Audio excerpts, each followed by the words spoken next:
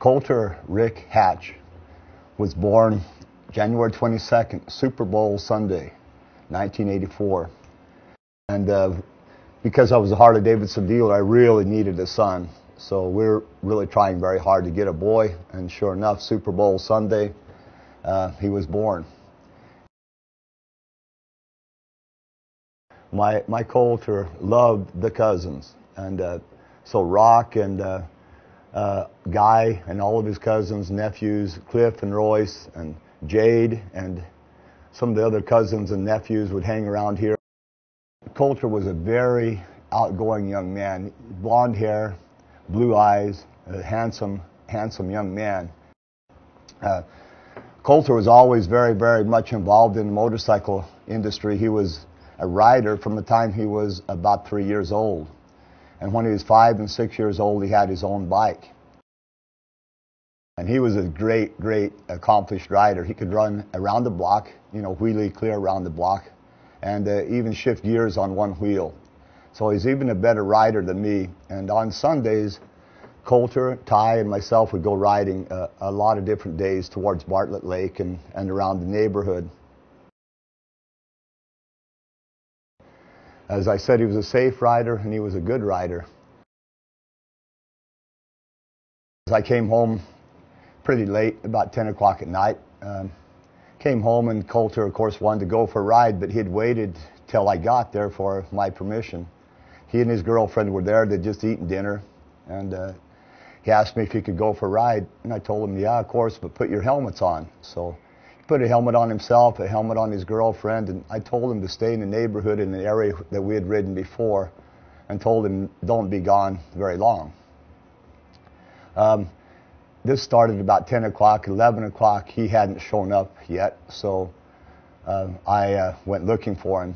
Sheridan and I looked for him all night, and we never did find him. The next morning, as we're coming back into the neighborhood, we saw the helicopter, and we saw the ambulance, and we saw a lot of people, and we just dreaded very much the thought that it might be him. And sure enough, we ran up to the site of the accident, and it was only a block and a half from our house. And of course, we looked way beyond that when we're looking for him that night. But they picked up his girlfriend and took her away in a helicopter, but they covered my son up, so he was pronounced dead at the scene. And it was pretty hard standing there with Sheridan and standing there and not being even able to go and look at your son. And they didn't even take him off in the helicopter. They put him in an ambulance after the coroner came over and checked him out.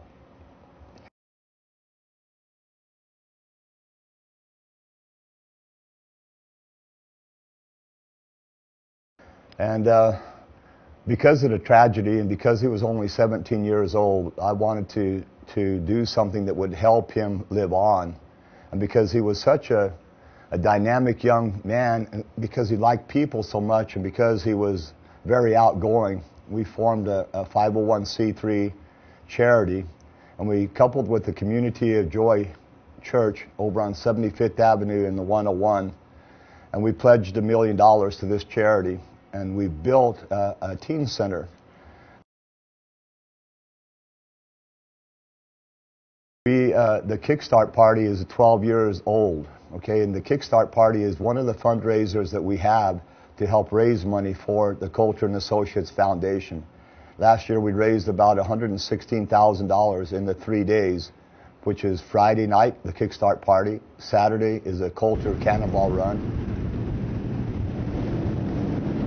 And Sunday is a golf tournament. And between all these things, we hope this year to raise maybe $150,000.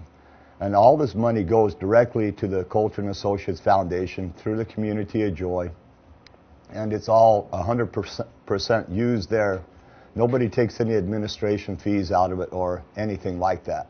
So 100% of it goes towards sticks and bricks. And we're really proud of what we've done, and we really ask for everybody's help. Anybody that's watching this, we hope you guys will buy into the charity, go with us on the Colter Run, and the first stop you'll see is the result of the money and the effort that we've had here over the 7 years since the death of my son.